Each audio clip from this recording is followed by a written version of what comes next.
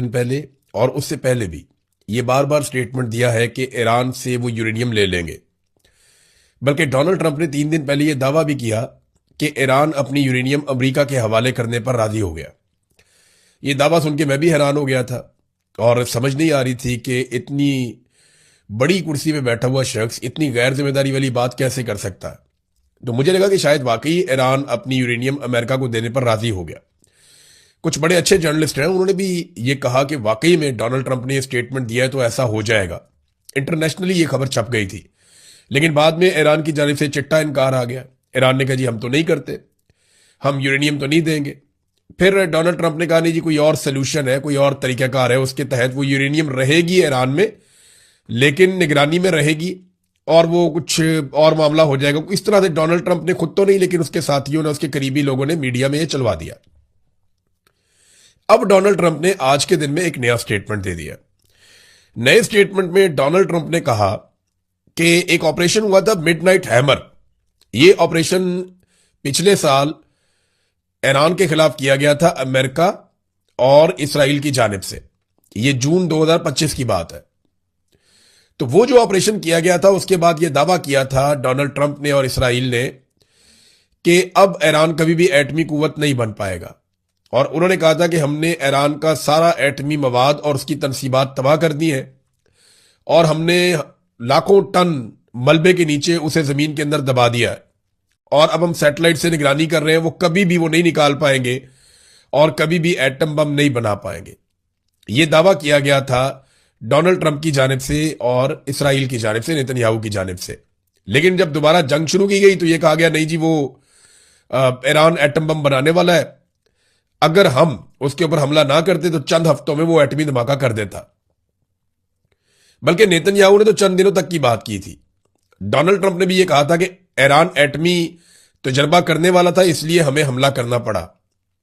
अब आज Donald Trump ने दोबारा अपना स्टेटमेंट बदल दिया।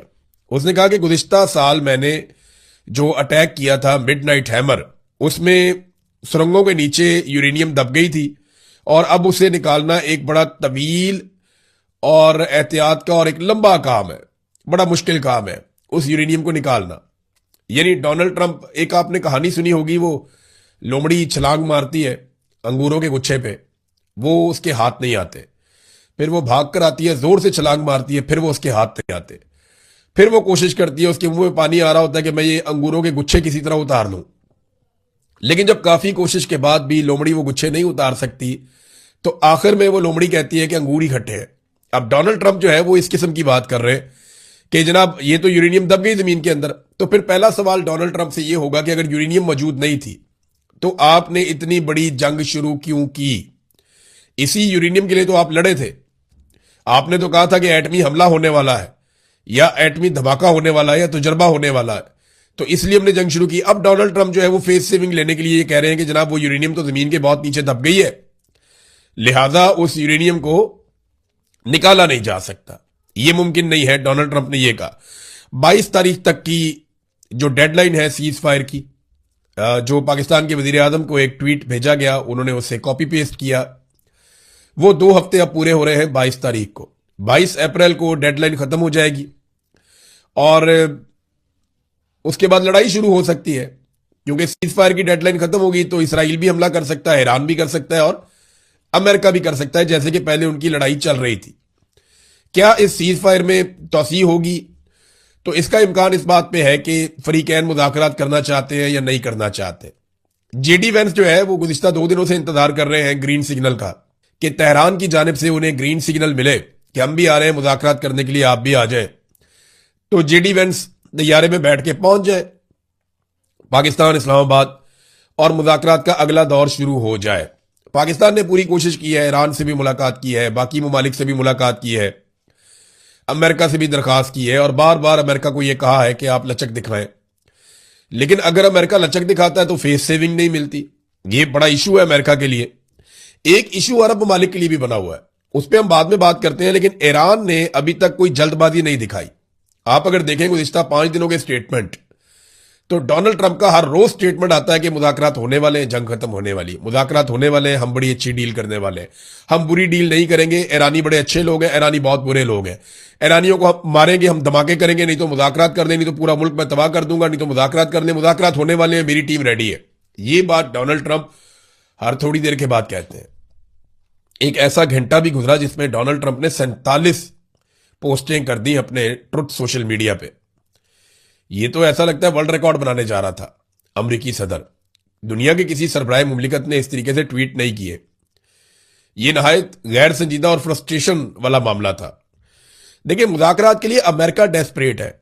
ईरान ने कभी नहीं कहा कि मुज़ाकरात हम करना चाहते हैं, बल्कि हम सब ये जानते हैं, पूरी दुनिया ये जानती है कि अभी मुज़ाकरात में जो ताखीर हो रही है वो ईरान की वजह से हो रही है, अमेरिका की वजह से नहीं हो रही। ईरान तो पाकिस्तान के साथ वाला मुल्क है, वो 1-2 घंटे में आ जाएंगे पाकिस्तान में। असल मसला जो है वो अमेरिका का है। उनका तो बड़ा लंबा सफर है, लेकिन वो आने के लिए तैयार है और ईरानी कोई जल्दबाजी नहीं दिखा रहे मुज़ाकरात के लिए या आगे बढ़ने के लिए। एक चीज और है कि ईरान अपने मुतालबात में मुस्तकिल है। यानी पहले दिन ईरान ने जो मुतालबात किए वो आज भी वही मुतालबात हैं कि आप नए हुर्मुज को हम नए तरीके से कंट्रोल करेंगे, हमारे ऊपर पाबंदियां खत्म की जाए, हमारा हक हमें वापस दिया जाए, जो उनके असासे हैं उनको वापस दिए जाए, हमारे नुकसानात का अदाला किया जाए और आइंदा इस बात की एक पक्की गारंटी दी जाए कि दोबारा ईरान के साथ जंग शुरू नहीं की जाएगी। वो जो मुतालबात ईरान के पहले दिन से है लगभग वही मुतालबात अभी भी है। दूसरी जानिब अमेरिका के मुतालबात तब्दील होते रहते हैं क्योंकि उन्हें फेस सेविंग नहीं मिल रही। कभी वो बड़े सख्त मुतालबात करते हैं, कभी उनके मुतालबात बड़े नरम हो जाते हैं, लेकिन जब तनकीद होती है तो दोबारा सख्त मुतालबात पे आ जाते हैं। तो उनके मामलात ऊपर नीचे हो रहे हैं। एक चीज नादरीन आप याद रखिएगा कि पाकिस्तान में होने वाले मुज़ाकरात में 2 अहम फरीकैन हैं, एक अमेरिका और दूसरा ईरान। लेकिन एक बात अपने जहन में हम सबको रखनी है कि इसमें कुछ और भी स्टेक होल्डर्स हैं जो बहुत बड़े स्टेक होल्डर्स हैं। एक इसराइल बहुत बड़ा स्टेक होल्डर है और दूसरे अरब ममालिक एक बहुत बड़ा स्टेक होल्डर है। ये हम सब जानते हैं, खुलकर इसके ऊपर बात नहीं होती, खासतौर पे जिस खित्ते में हम रहते हैं वहां तो नहीं होती, कि अरब ममालिक और ईरान के बीच में एक चपकलिश चल रही है और ये कई दहाइयों पर मबनी है। ये एक दूसरे को बिल्कुल पसंद नहीं करते, बल्कि अरब्स अपने लिए खतरा समझते हैं ईरान को। ये एक शिया सुन्नी डिवाइड भी है जो बहुत पुरानी मौजूद है, हम सब इसे जानते हैं, कोई ढकी छुपी चीज ये नहीं है। अब मामला यह है कि ये जो अरब ममालिक हैं इनका क्या बनेगा। देखिए, अरब ममालिक के 3 बड़े कंसर्न हो सकते हैं इस सारी लड़ाई में।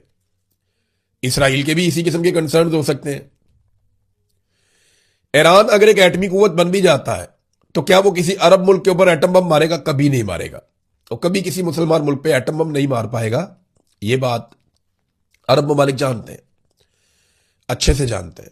ईरान अगर कभी एटमी मुल्क बना तो इससे सबसे बड़ा खतरा इसराइल को रहेगा।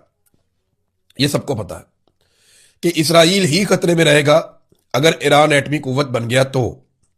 जैसे पाकिस्तान एटमी कुव्वत बना तो खतरा इंडिया के लिए था। इसराइल तक तो हमारे मिसाइल अभी नहीं जाते, लेकिन इंडिया के लिए सबसे बड़ा खतरा था और इसराइल को यह लगता था कि पाकिस्तान एटमी कुव्वत बन गया तो इसराइल के लिए भी एक खतरा है।